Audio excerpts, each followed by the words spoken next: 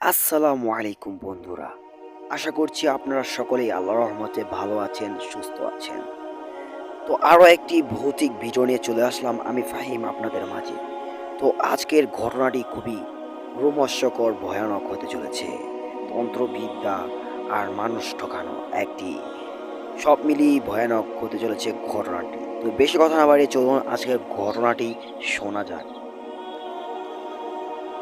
আমাদের বাসাটা গ্রামের এক বিশাল মাঠের পাশে। আমাদের সাথে থাকতো আমার এক কাকা আর তার পরিবার। মাঠটা অনেক বড় বিদায় আশেপাশে তেমন কোনো বাড়িঘর ছিল না। মাঠের ঠিক মাঝখানটায় একটা বড় বটগাছ ছিল। মাঝে মাঝে বাইরে থেকে এসে কিছু ব্যবসায়ী সেখানে অস্থায়ী দোকান করত। তখন আমাদের জন্য খুব খারাপ হতো, কারণ আমরা তখন সেই গাছের নিচে খেলতে পারতাম না। ও বলা হয়নি, গাছটা ছিল আমাদের খেলাধুলার এক প্রধান জায়গা। স্কুল থেকে দৌড়ে এসে সেই গাছের নিচে চলে যেতাম। বয়স তখন 14-15 হবে। মাঠের নিচ থেকে টিম বানানো হতো।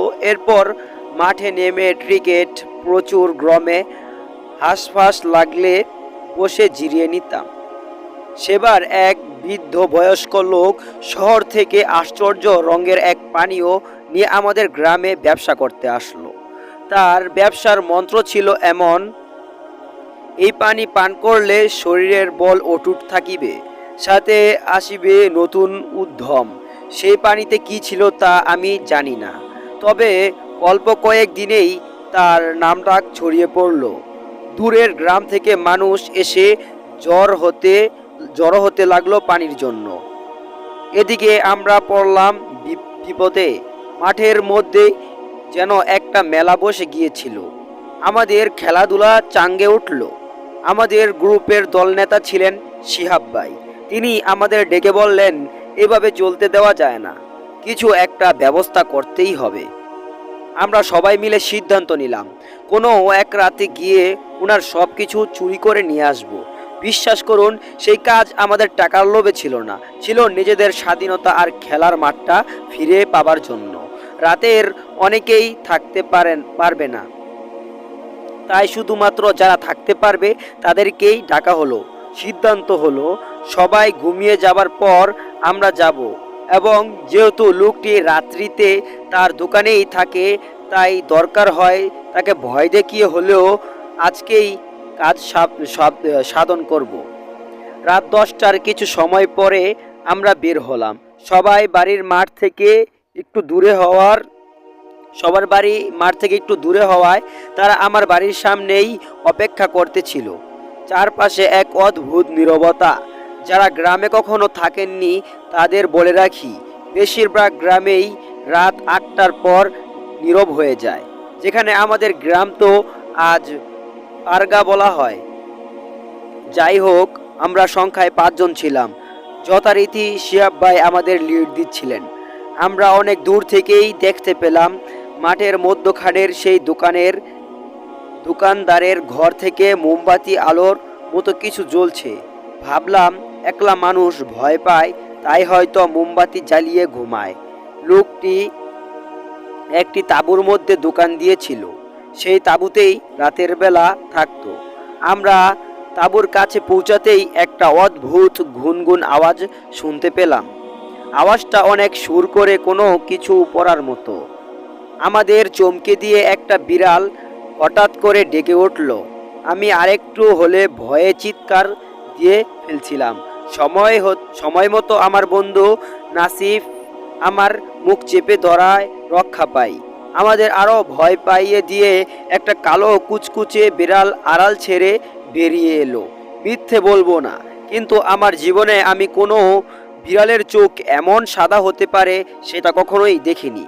ভালো করে তাকিয়ে দেখলাম, মনের অস্তিত্ব খুঁজে পাওয়া দুষ্কর। ঠিক তখনই একটু বাতাসে সেই তাঁবুর দরজা হিসেবে ব্যবহার করা কাপড়টা একটু নড়ে গেল। সাথে সাথে আমাদের দৃষ্টি ঘুরে গেল সেই দিকে। ভিতরে যা দেখলাম তা দেখার জন্য আমরা প্রস্তুত ছিলাম না। দেখলাম ঘরের মাঝে একটা চক্র কেটে একজন মাঝবয়সী লোক বসে আছে। লোকটার চোখ বন্ধ এবং একমনে বিড়িবিড়ি করে কি যেন পড়ছে। তার সামনে একটা কাচের বাতি, সেই বাতিতে রক্তের মতো কোনো তরল পদার্থ। ঠিক সামনেই মেঝেতে একটা শিয়াল, একটা কালো বিড়াল এবং একটা ছোট্ট বাচ্চার লাশ। লোকটা মনে হয় আমাদের উপস্থিতি লক্ষ্য করেনি, তাই তখনও এক মনে বিড়িবিড়ি করছিল। শিহাব ভাই আমাদের সকলকে আঙ্গুল দিয়ে ইশারা করে চুপ করে থাকতে বললেন। বলতে ভুলে গিয়েছি, আমাদের গ্রামে আসা সেই লোকের সাথে লোকের চেহারার অসম্ভব মিল ছিল। যেন যুবক বয়সের ওই লোকটাই এখন আমাদের সামনে বসে আছে। আমরা দম বন্ধ করে দিয়েছিলাম কি ঘটে। এমন সময় লোকটা আমাদের অবাক করে দিয়ে নড়ে উঠল। চোখ বন্ধ থাকা অবস্থায় একটা হাত বাড়িয়ে বিড়ালের লাশটা নিয়ে মুখের সামনে নিয়ে কি যেন আবারও বিড়িবিড়ি করলো। তারপর দাঁত দিয়ে বড় করে কামড় বসালো। লোকটি যখন হা করলো তখন মোমবাতির আলোয় দেখতে পেলাম সেই দাঁতে তাজা রক্ত লেগে আছে। বলা হয়নি, পুরো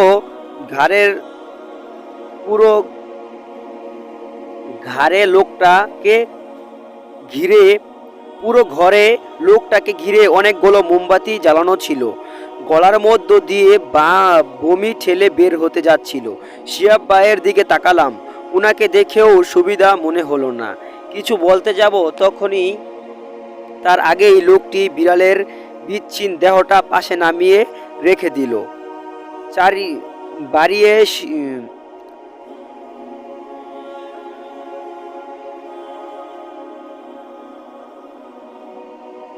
বিড়ালের দেহটা নামিয়ে রেখে হাত বাড়িয়ে শিশুর লাশটা নিল। এরপর আমাদের ভয়ের মাত্রা তুঙ্গে উঠিয়ে কামড় বসিয়ে দিল সেই শিশুটার পায়ে। আর সহ্য করতে পারলাম না। আমার পাশেই ছিল হাবিবুর।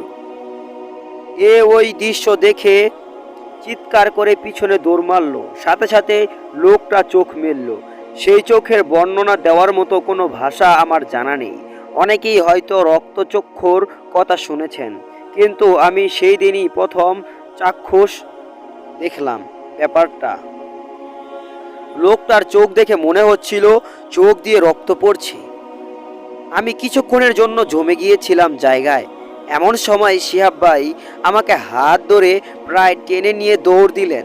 পিছন থেকে লোকটার তাড়া করার আওয়াজ শুনতে পেলাম, কিন্তু বাসা বেশি দূরে না থাকায় নিরাপদেই বাসায় পৌঁছে আসলাম। অবশেষে সেই দিন সকালে হঠাৎ সবাই দেখতে মাঠের মধ্যে থেকে দোকানটি হাওয়া হয়ে গিয়েছে। শুধু তাই নয়, যারা সেই লোকের দেওয়া পানীয় খেয়েছিল তাদের প্রত্যেকে অসুস্থ হয়ে পড়ে, রক্তবমি করে মারা যায় কয়েকজন। আমরা যারা সেদিন গিয়েছিলাম তার রাতে তাদের মাঝে 2 জন ভয়ঙ্কর অসুখে মারা যায়। আর আমি একটা স্বপ্ন তখন থেকেই দেখি যে লোকটা আমাকে তাড়া করছে। এক পর্যায়ে লোকটা আমাকে ধরে ফেলেছে এবং আমার হাতে কামড় দিয়ে শিরা ছিঁড়ে ফেলে। ওই সময়ে আমার ঘুম ভেঙে যায়। এই স্বপ্নটি আমি নিয়মিত দেখি। গতকাল রাতেই দেখলাম স্বপ্নটি, তাই আজকে পুরো ঘটনাটাই জানিয়ে দিলাম আপনাদের সকলের প্রিয় রহস্যময় পৃথিবীর কৌতূহলের এই চ্যানেলটিতে। তো এই ছিল আজকের একটি রোমহর্ষকর ভয়ানক ঘটনা। তো এই ঘটনাটি আপনাদের কাছে কেমন লাগলো সেটা অবশ্যই কমেন্টে জানাবেন। আর হ্যাঁ, ভালো থাকুন, সুস্থ থাকুন, নিজের খেয়াল রাখুন। দেখা হচ্ছে পরবর্তী ভয়ঙ্কর একটি ঘটনা নিয়ে। আল্লাহ হাফেজ।